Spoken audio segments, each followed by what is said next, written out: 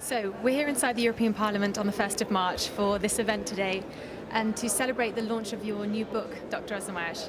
So I understand you've been working on this book for the past 25 years. A lot of research has gone into it. Can you tell us a bit about why you decided to write this book and publish it now? So the reason is the problem which exists under the name of Islam and extremism, which hides itself behind the name of Islam. And so we would like to go to the root of this problem, which appears all of a sudden in this time in our society. People, they are very, very sensitive to this problem, and they would like to know better what is Islam, what is the teachings of the Quran, what is the relationship between the teachings of Quran and the tradition of Prophet Muhammad, and what is named today extremism, Islamic extremism, religious extremism, which is based either on the teachings of the Quran or on the tribal tradition, tribal superstitions, which hides itself under the name of Islam during the whole history of Islam. Thank you. So that was obviously one of the main findings of your research. Were there any other key findings that's new information that you could highlight from the book?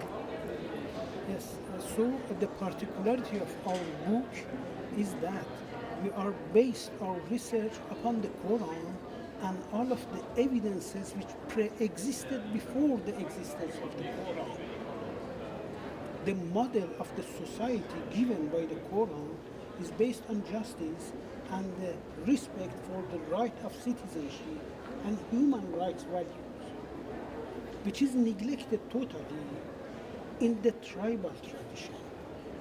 So tribal tradition is based on supremacy of one tribe to other tribes.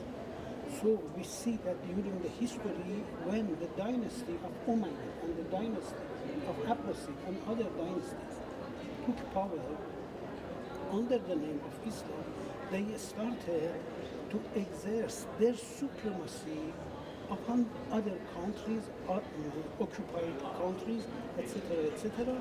They demolished totally the culture, the trace of civilization, etc., etc., and it became known as the Islamic tradition, which had nothing to do with the teachings of the Quran.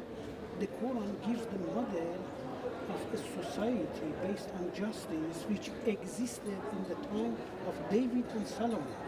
And Prophet Muhammad in the city of Medina would like to re-establish exactly the same model of the society, in which there is evolution to the future and not look at the past. Thank you. So would you say this was a challenge, the extremism that we face in the world today, was a challenge that Muhammad faced in his time as well, and how did he deal with this?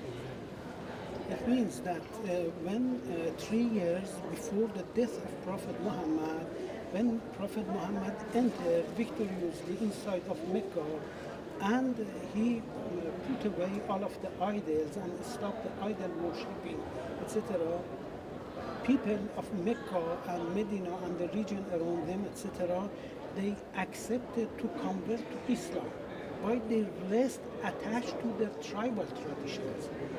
So they didn't confront openly Muhammad and the companions of Muhammad.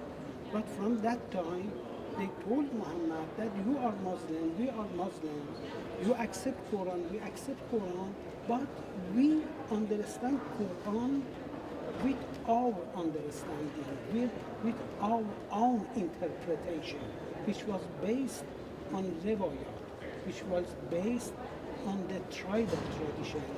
And they took distance from Muhammad. So the half of the verses of the Quran revealed in Medina is about this new type of Muslim, which are introduced in the Quran under the name of Monafegen, or hypocrites, whose tongue and whose heart are going to two different sides.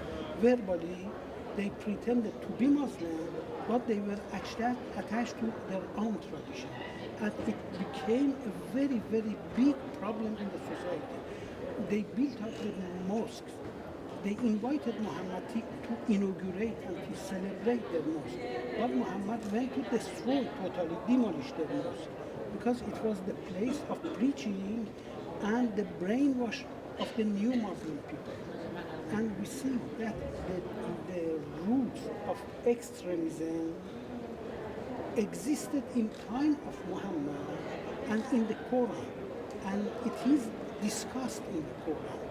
It is not new, but after the death of Prophet and after passing the time of the fourth Caliph, the Umayyad dynasty gave all of the power to all of these tribal traditions and put away totally the Quran and took the riwayat, sayings attributed to Muhammad, as the keystone of this new social report, which was based on violence, wildness, and no respect for citizens and the rights of citizenship and human rights, and all of these things under the name of Islam.